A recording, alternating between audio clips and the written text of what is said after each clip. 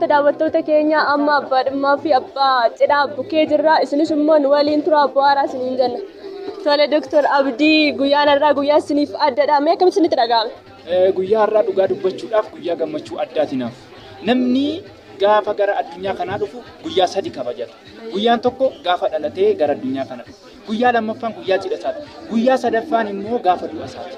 Isaan kana sadan keessaa abbichi kan ofii isaatii kabajatu guyyaa cidhaa qofa.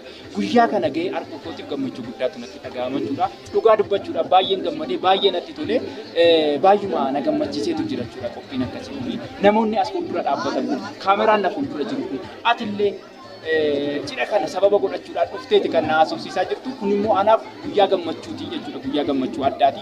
Kanaan dura yuunivarsiitiidhaa eebbifamee baheera. Guyyaa sana gammachuun jira. Yeroo garagaraatti guyyaa dhalootaas namni kabajeen gammada. Anaaf garuu guyyaan kun guyyaa addaati jechuudha. Guyyaan sirriitti itti gammadee kabajadheedha waan ta'eef dhugaa dubbachuu guyyaan baay'ee itti gammadeedha. Jireenya koo keessatti gammachuu akkasii argee hin beeku jechuudha. Nutillee baay'ee bakka isiniif gammanneera. Baay'ee nuti toleera. Rooyaaltiin gammachuu keessan hirmaachuuf dhufeera. Isin kanaan dura mee gaa'illi maal isinitti fakkaata ture? Kanaan dura nama irratti yeroo ilaaltan gaa'ila keessan kanaa fi gaa'ila nama biraa yeroo wal bukkee qabdanii ilaaltan maal isinitti fakkaata? Gaa'ila dhuguma baay'ee madaala gaa'ila jechuun ani tokko akka ogummaatti ogummaa fayyaan baradhee waan baay'ee nan beeka. Gaa'ilaan dura wanta ta'u wanta raawwatamu waan baay'eetu jira. Kan namni ittiin otuu gaa'ilaaf hin ga'iin ittiin rakkataa umurii isaa guutuu xumuru wantoota baay'ee argaan tokko. Ani kana gaafa ilaalu yeroo baay'ee maaf kun ta'ee jedhee anillee gaaffii natti ta'a jechuudha. Kan namoota baay'ee argeera.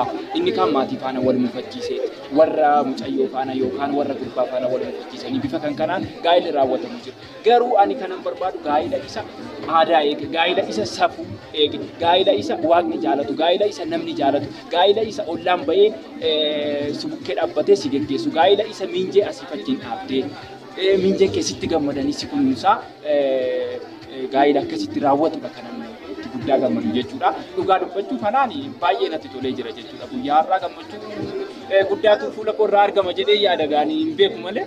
Baay'ee gammadanii jirtu. Isinis amma fudhachuutti deemaa jirtu. Maal isinitti dhaga'ama? Keessa keessanitti yeroo itti deeman baay'ee tokko wanti namatti dhaga'amu jira jedhee yaada yoo arguu baadallee garuu maal isinitti dhaga'ama? Dhugaa dubbachuuf baay'een ishii jaalladha. Baay'een ishii barbaada. Ammani gammachuu guddaatu natti dhaga'amee jira jechuudha. Hagan achi ga'utti jarjareera jechuudha. Isinis achi keessanii fudhattu Waaqayyo isin haa gargaaru. Kabajamtoota daawwattoota keenya nutis immoo dhumnee asitti gammachuu isaanii wajjin hirmaachaa jirra. Dudduuba sagantaa dheeraa jira waan ta'eef isinis daawwachaa nu wajjiniin tura. Kabajamtoota daawwattoota keenya Sergii obboleessa keenya Dr. Abdii sababa godhachuudhaan rooyaaltiin badhaasa xiqqoo isaaniif qabatee dhiyaatee jira. Gamanumaan gara badhaasaatti dhumna. Badhaasa kan nuuf kennu daayirekteera keenya Kennaa Dasaaleeti.